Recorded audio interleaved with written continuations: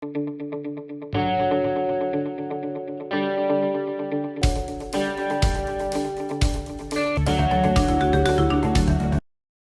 కానిది ఒక్క రూపాయి కూడా అక్కర్లేదని ఓ నిజాయితీగల పోలీస్ నిరూపించాడు.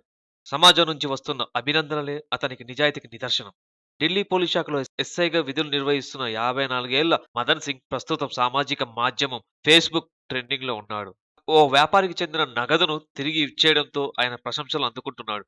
అసలు సోషల్ మీడియాలో ట్రెండింగ్ కొనసాగేంత ఏం పని చేశాడో తెలుసుకోవాలంటే ఈ వీడియో పూర్తిగా చూడాల్సిందే. ఆ విషయం తెలుసుకునే ముందు ఈ ఛానెల్‌ని సబ్స్క్రైబ్ చేయండి.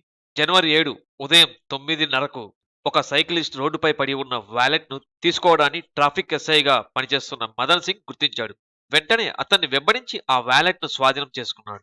దాన్ని తెరిచి చూస్తే అందులో అధిక మొత్తంలో నగదుతో పాటు విదేశీ కరెన్సీ, ఏటీఎం కార్డులు, డ్రైవింగ్ లైసెన్స్, విజిటింగ్ కార్డులు ఉన్నాయి. అవి సైక్లిస్ట్‌కు సంబంధించినవి కావని నిర్ధారణకు వచ్చిన ఎస్ఐ విజిటింగ్ కార్డులో ఉన్న ఫోన్ నంబర్‌కు కాల్ చేశాడు. అంతకుముందు అటుగా వెళ్తున్న జగ్రీత్ సింగ్ అనే వ్యాపారి కారు మొరాయించడంతో ఆయన దిగి దాన్ని కొంచెం దూరం తొయ్యాల్సి వచ్చింది. ఆ సమయంలో తన వాలెట్ అందులో ఉన్నవన్నీ పోగొట్టుకున్నట్లు జగ్రీత్ సింగ్ తర్వాత చూసుకున్నాడు. కాసేపటికి మదన్ సింగ్ ఫోన్ చేసి నిజాముద్దీన్‌కు వచ్చి వాలెట్‌ను తీసుకోవాలని తెలిపాడు.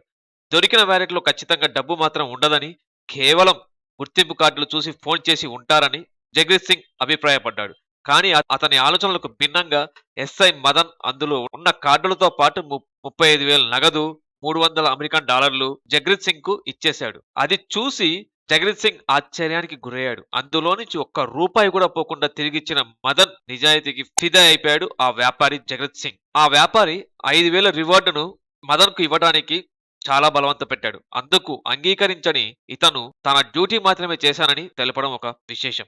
వాలెట్ చుట్టూ తిరిగిన మొత్తం కథను వ్యాపారి జగదీష్ సింగ్ ఫేస్బుక్ ఖాతా ద్వారా ఇతరులతో పంచుకున్నాడు. అయితే ప్రస్తుతం అది ఫేస్బుక్ లో ట్రెండింగ్ లో ఉంది. ఈ సందర్భంగా ఆయన మాట్లాడుతూ సాధారణంగానే ఓ స్టోరీ పోస్ట్ చేశానని చెప్పాడు. ఈ స్థాయిలో అది వైరల్ అవుతుందని ఊహించలేదని అతను పేర్కొన్నాడు. తొలుత మదన్ ఫోటో తీసుకోవడానికి కూడా ఇష్టపడలేదని చివరికి ఒప్పించి పొందగలిగానని జగదీష్ సింగ్ పేర్కొన్నాడు.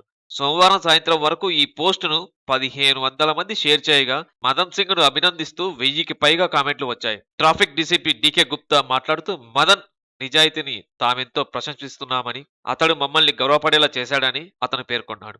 అల్వర్కు చెందిన మదన్ సింగ్ భార్య ఇద్దరు కుమారులతో కలిసి ఢిల్లీలో ఉంటున్నాడు. ఒక అబ్బాయి ఢిల్లీ యూనివర్సిటీలో చదువుతుండగా మరొకరు సివిల్ సర్వీసులో పరీక్షలకు సిద్ధమవుతున్నాడు.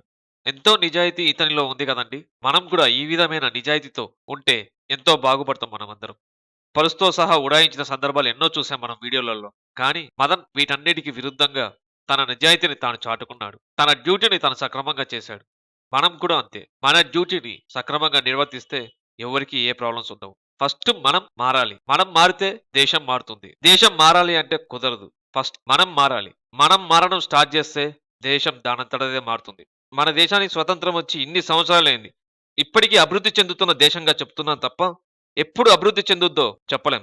ఎందుకు అంటే మనం మారం కాబట్టి.